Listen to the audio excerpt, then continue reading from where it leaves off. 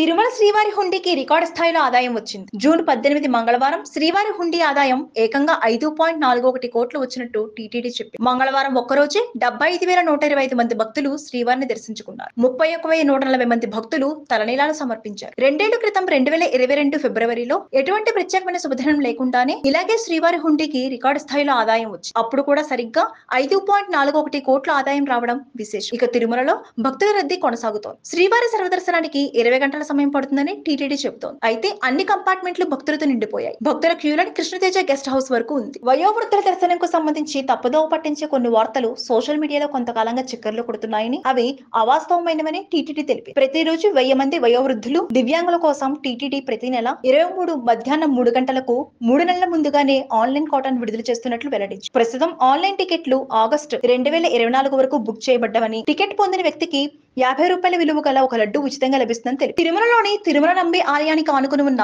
Senior citizen PHC line ద్వారా ప్రతిరోజు మధ్యాహ్నం 3 గంటలకు శ్రీవారి దర్శనానికి అనుమతిస్తారు. కావున సోషల్ మీడియా ప్లాట్ఫామ్ లో ప్రచారమవుతున్న ఇలాంటి తప్పుడు వార్తలు లేదా వదంతులను నమ్మవద్దని టీటీడీ భక్తులకు విజ్ఞప్తి చేసింది. భక్తులు సరైన సమాచారానికి టీటీడీ అధికారిక వెబ్సైట్ ని మాత్రమే సంప్రదించాలని సూచించింది. Please subscribe Pragna Media. Please like, share, subscribe to Pragna Media. Pragna Media, please do like, share and subscribe. Please subscribe to Pragna Media. Please like, share and comment if you like the video. Pragna Media.